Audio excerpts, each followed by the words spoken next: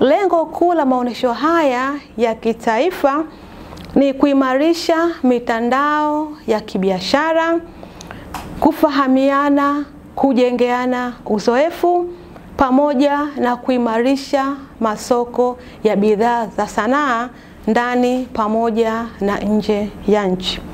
Wadau watakaoshiriki katika maonesho haya ni wasanii na wabunifu kutoka maeneo ya filamu, muziki, sanaa za maonesho, lugha na fasihi, pamoja na sanaa ya ufundi.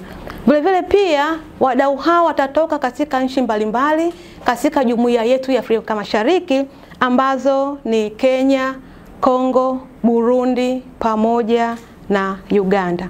Pia kutakuwa na wajasiriamali katika sekta zote za uchumi, taasisi zinazojishughulisha na utamaduni na sanaa, taasisi za fedha zikiongozwa na benki ya CRDB. Vile pia tutakuwa na kampuni za bima na washirika wa maendeleo.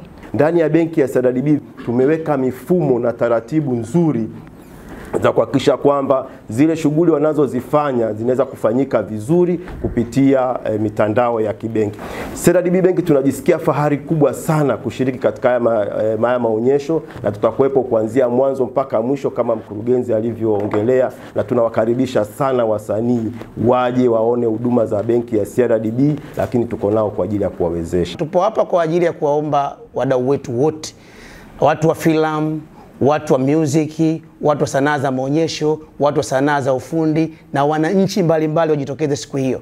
Kwa lengo ni kwamba matamasha haya yanajenga kwanza watu uwezo. Kuna empowerment kubwa, kuna building pale capacity, lakini pia kuna business zinafanyika. Tumeona mataifa mengi makubwa yatakuwepo hapa East Africa, yametajwa. Maana yake tukiwa pale moja kwa moja tunatengeneza network, tunatengeneza connection ambazo zinatusaidia kuweza kusogea mbele zaidi. Lakini kutakuwa na taasisi pale ambazo taasisi hizi zitakuwa zinatoa huduma za kiafya, lakini pia zinajengea uwezo na urekebishaji wa watu. Kwa hiyo mimi niwaombe wadau wote wajitokeze kuanzia tarehe 26 mpaka tarehe 30.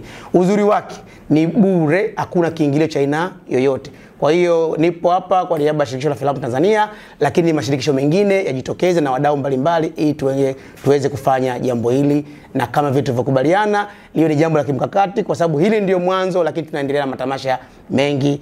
Kwa kupitia eneo hili la leo niwashukuru wote na niwakaribishe. Na wapa wosia mkubwa sana wasanii wote ili waweze kushiriki maonesho haya ambayo yanategemea kufanyika mwezi huu wa Aprili, waweze kuongeza wigo mkubwa katika shughuli zao za sanaa, kuweza kuibua masoko makubwa, kwa sababu kama ambavyo wamesikia kuna ushiriki wa mataifa mbalimbali ya Afrika Mashariki, waweze kupata masoko mapya, lakini pia waweze kujipatia ubunifu mpya na kuweza kuongeza masoko.